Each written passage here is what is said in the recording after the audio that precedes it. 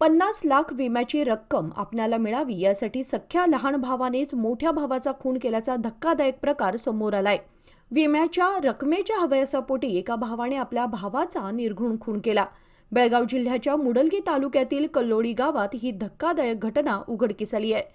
या खुनातील मुख्य आरोपी बसवराज तळवार याच्यासह बापू शेख, इरप्पा हडगिनाळ, सचिन कंठेन्नवर अशा एकूण 4 आरोपींना पोलिसांनी अटक केली असल्याची माहिती जिल्हा पोलीस प्रमुख डॉ. भीमाशंकर गुळेद यांनी दिली। ते पत्रकार परिषदेमध्ये बोलत होते। आरोपी बसवराज तळवार यांनी आपल्या मोठ्या भावाच्या नावावर 50 लाख रुपयांचा विमा केला होता। भावाचे निधन झाले तर त्या विम्याची रक्कम आपल्याला मिळेल या हव्यासापोटी त्याने आपल्या भावाला फसवून त्याला विषारी पदार्थ देत अज्ञात ठिकाणी नेऊन बापू शेख, इरप्पा हडगिनाळ, सचिन कंठेन्नवर या आपल्या साथीदारांसोबत भावाचा लोखंडी रॉडने मारून खून केला। या घटनेनंतर 4ही आरोपी कल्लोळी गावातून फरार झाले होते। परंतु घटप्रभा पोलिसांनी मोबाईल टॉवर लोकेशनच्या मदतीने तपास घेत सर्व आरोपींना अटक केली असून पुढील तपास सुरू आहे। ಒಂದು ಅನಾಮಧೇಯ ಶವ ಸಿಗುತ್ತೆ। ಅದು ಯಾರ್ದು ಅಂತ ಕೂಡ ಗೊತ್ತಾಗಿರಲಿಲ್ಲ। ಅನಾಮಧೇಯ ಶವ, ಈ ಅನಾಮಧೇಯ ಶವದ ಬಗ್ಗೆ ನಮ್ಮ ಪೊಲೀಸರು ಅಕ್ಕಪಕ್ಕದ ಜಿಲ್ಲೆ ಮತ್ತೆ ಮಹಾರಾಷ್ಟ್ರ, ಗೋವಾ ರಾಜ್ಯಗಳಲ್ಲೂ ಕೂಡ ಈ ಮೃತನ ವ್ಯಕ್ತಿಯ ಚಹರೆಗಳ ಬಗ್ಗೆ ವಿಚಾರ ಮಾಡಿದಾಗ ಎಲ್ಲೂ ಕೂಡ ಯಾವುದೇ ಕಂಪ್ಲೇಂಟ್, ಮಿಸ್ಸಿಂಗ್ ಕಂಪ್ಲೇಂಟ್ ದಾಖಲಾಗಿರೋದು ಕಂಡು ಬಂದಿರೋದಿಲ್ಲ।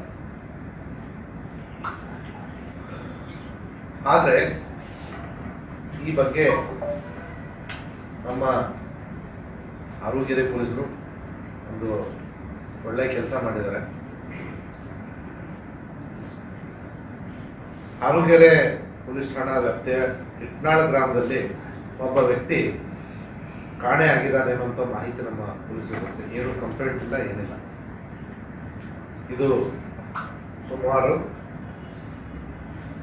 ನಮಗೆ ಶವ ಸಿಕ್ಕ 11 ತಿಂಗಳ ನಂತರ ಆ ಒಂದು ಜಾಡನ್ನು ಇಟ್ಕೊಂಡು ನಮ್ಮ ಆರೂಗೆರೆ ಪೊಲೀಸರು ವಿಚಾರಿಸಲಾಗಿ ಕಾಣೆಯಾದಂಥ ವ್ಯಕ್ತಿ ಮಲ್ಲಪ್ಪ ಕಂಬಾರ್ ಅನ್ನೋಂಥದ್ದು ಗೊತ್ತಾಗುತ್ತೆ। ಅವನು ಇದೇ ಇಟ್ನಾಳ ಗ್ರಾಮದವನು। ಅವನಿಗೆ ಈಗಾಗಲೇ ಮದುವೆಯಾಗಿ ಹೆಂಡತಿ ಮತ್ತು ಮಕ್ಕಳು ಇರುವಂಥ ವಿಚಾರ ಕೂಡ ಗೊತ್ತಾಗುತ್ತೆ। ಯಾಕೆ ಹೆಂಡತಿ ಇದ್ರ ಬಗ್ಗೆ ಪೊಲೀಸಿಗೆ ಕಂಪ್ಲೇಂಟ್ ಕೊಡಲಿಲ್ಲ ಅನ್ನುವಂಥ ವಿಚಾರವಾಗಿ ನಮ್ಮ ಪೊಲೀಸರು ಆ ಮಹಿಳೆಯನ್ನು ಕರೆತಂದು ವಿಚಾರ ಮಾಡಲಾಗಿ ಮಹಿಳೆ ಕೆಲವೊಂದು ಅಸಂಬದ್ಧ ಹೇಳಿಕೆಗಳನ್ನು ಕೊಡ್ತಾಳೆ। ಅದರ ಮೇಲೆ ಮತ್ತೆ ನಮ್ಮ ಪೊಲೀಸರು ವಿವಿಧ ಆಯಾಮಗಳಿಂದ ತನಿಖೆ ಮಾಡ್ತಿರ್ಬೇಕಾದ್ರೆ ಈ ಮಹಿಳೆ